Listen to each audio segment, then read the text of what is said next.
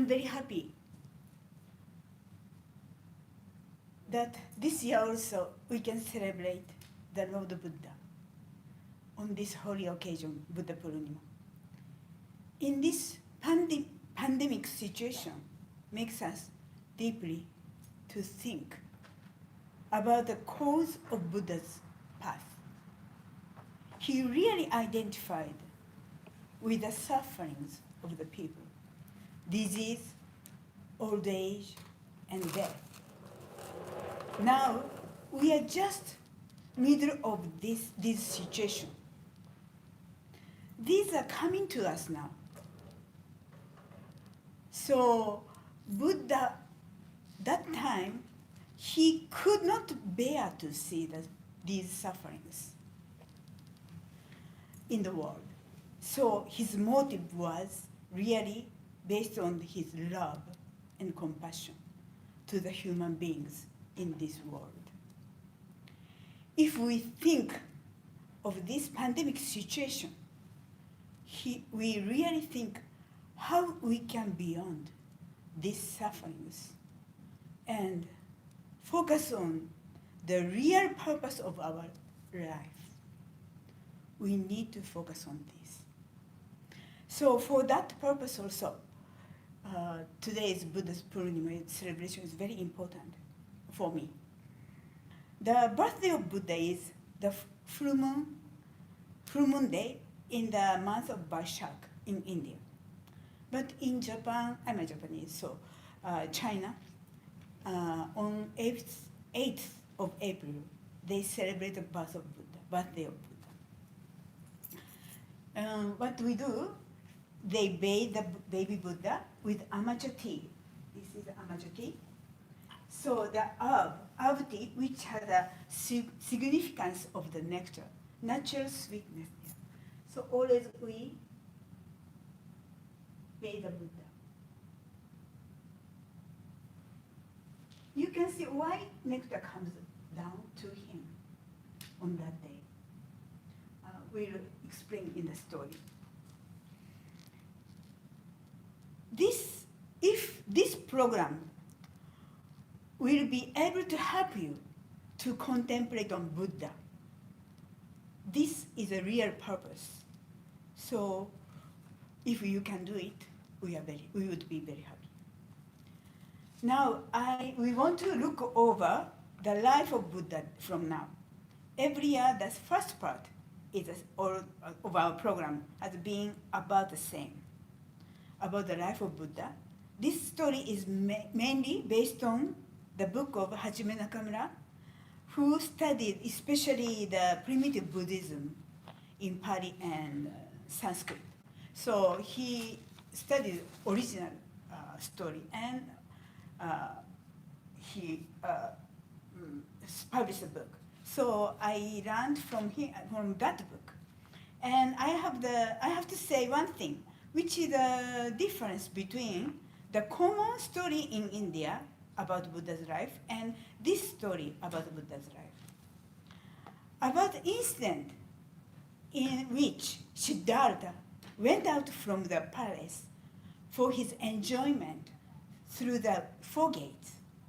Normally, they say, just before his renunciation, this happened, this incident occurred. But according to the study of these scholars, they are guessing this incident happened in his more younger age.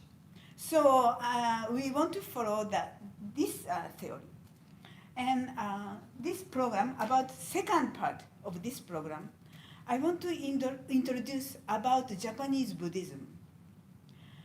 Because how they practiced in Japan. Buddhism was at that time very new. And how spread. It is very interesting for me to see. And personally, I feel very beneficial to know for our day-to-day practice here. So just for you to see, just for the reference for your life, just you can think about, to compare about your life and to see the document about Japanese Buddhist history.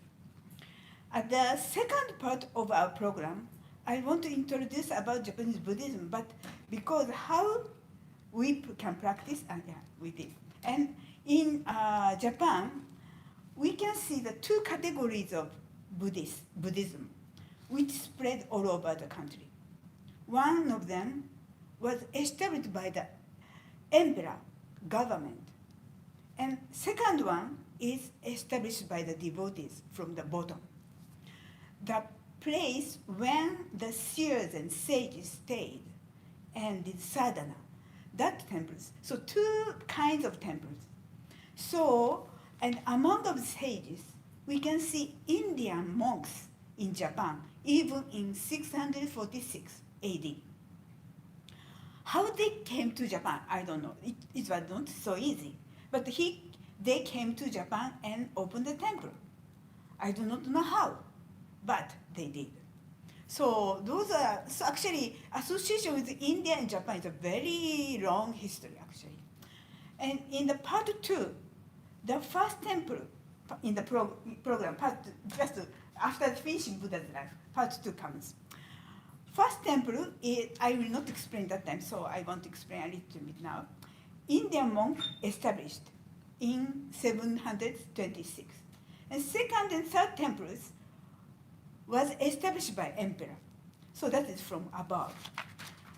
And third temple is important, what I want to show, which is we call Hiei-zan at Mount Hiei, Enryakuji temple, opened by the great sage Dengyo Daishi, who had an enlightenment. This third temple is a headquarters of Japanese Buddhism, the very holy place where many sages and many devotees, founders of Japanese Buddhism, came out. So this temple is very beautiful and very quiet in the huge forest in the top of the mountain. It's so beautiful. So you'll see. And we can imagine the period of Buddha's austerity in his life. And I think because of this, their intense austerity in Japan, Buddhism is still very powerful and attractive for many seekers of the truth. So, and I want to say, second part, we can hear the Buddhist chanting also. I want to explain a little bit. Based on the Chinese music theory, that chanting. So they are using the rituals and expressing their own prayer. So very unique, and they want to absorb into the sound. So very easy to chant. So among the chanting, I want to introduce, but that is based on actually, some of them come from Sanskrit. So you can see here, like that. So that is very interesting. So you can, a little bit carefully, you can listen it so you can understand. And as just at the last, I want to say, again, thank you to Swami Atmatattvananda Maharaj, and Dana Gladstone, and Elia Oberon. And one more, Pat Bro, who passed away several years ago. But they really dedicated for this program, for the Lord Buddha. So without their help, this could not have been completed. So now we want to see the life of Buddha. So before that, we want to chant. I want to chant, and please join us to chant.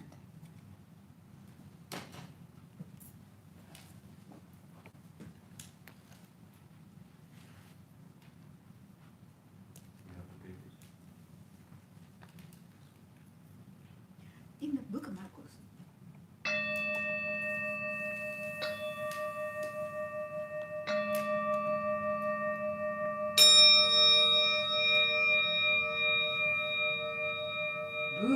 Buddham Sharanam Gacchami. Buddham Sharanam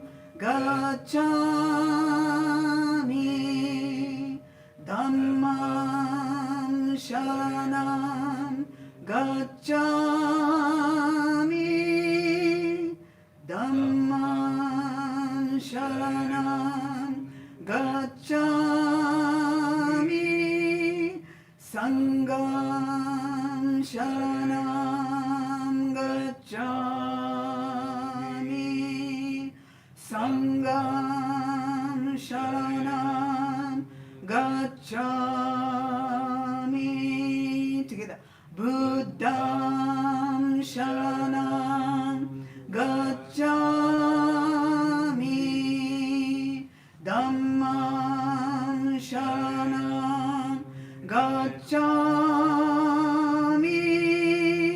Sangham sharanam gacchami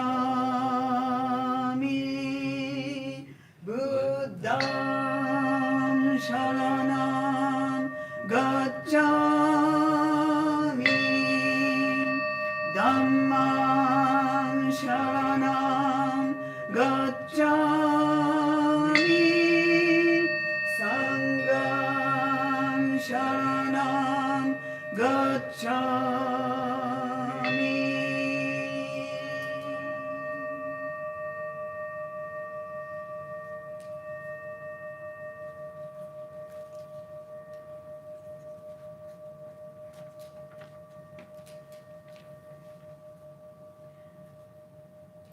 仏説マカハンニャハラミタ信行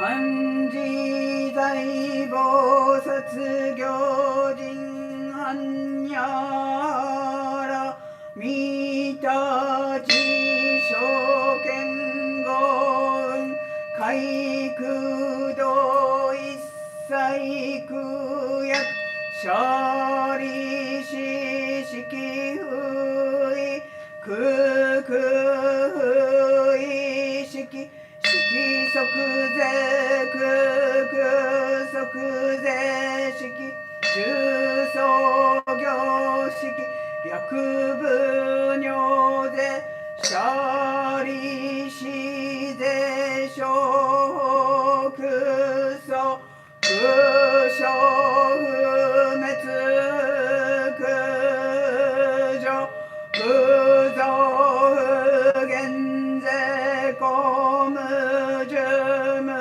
式無重創業式無限に微絶心に無式小公未速報無限界内し無意識界無無明薬無無明人内し無老死薬無老死人無空寿滅道無知薬無毒異無所特攻膨大サッタエハンニャハラミタコシンムケゲムケゲコムクフオンリエッサイ天道無祖空境ネハンサンゼ小仏へハンニャハラミタ高徳アノクタラ三脈三宝大高知ハンニャハラミタ税大神樹税大明樹税無成就税無道道樹農場一切苦真実不公公説アンヤハラミタジュ即説術ギャテギャテハラギャテハラソギャテボジスワカ gyate gyate hara gyate haraso gyate bodhiswaka gyate gyate hara gyate haraso gyate bodhiswaka anya shindyo.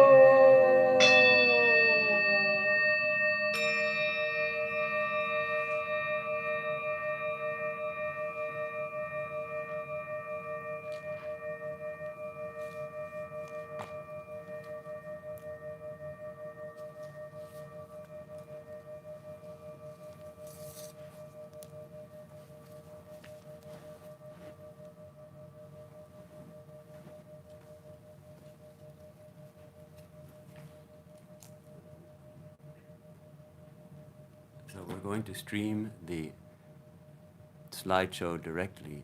If you're watching, you may have to change the stream if you're watching at YouTube, and it will be directly streamed, and Dayaprana will give her commentary.